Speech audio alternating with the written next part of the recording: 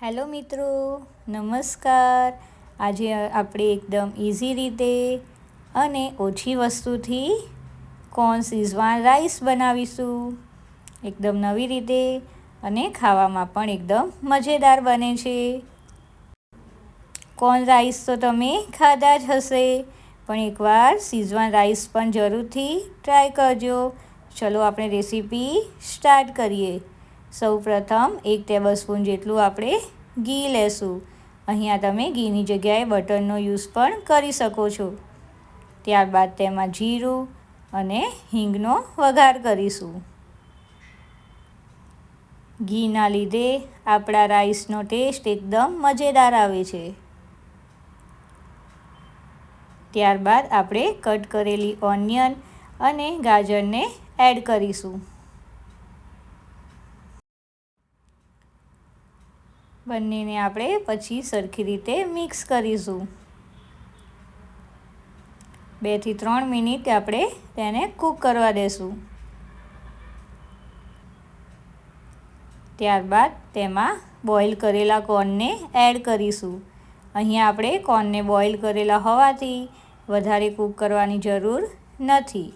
ત્યારબાદ તેમાં black paper add કરીશું, રેડ ચીલી એડ કરીશું, ઓરિગાનો એડ કરીશું અને 1 ચમચી જેટલું શીઝવાન સોસ એડ કરીશું.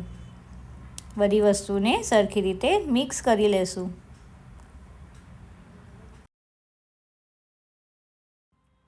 બે મિનિટ તેને કૂક કરી લેશું.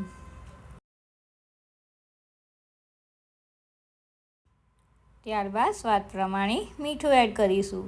આપણે ઓલરેડી રાઈસમાં મીઠું એડ કરેલું હોવાથી અહીંયા આપણે મીઠાનું પ્રમાણ ઓછું જ રાખવાનું છે.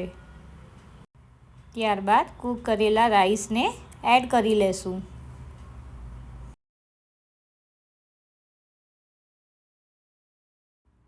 રાઈસને સરખી રીતે મિક્સ કરી લેશું.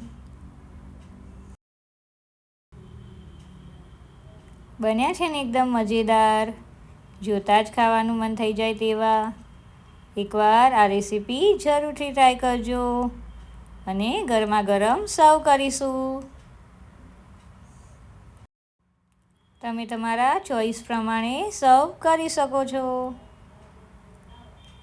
વિડીયો ગમે હોય તો લાઈક જરૂરથી કરજો અને આવી નવી રેસીપી શીખવા માટે મારી ચેનલને સબસ્ક્રાઈબ કરવાનું ભૂલતા નહીં.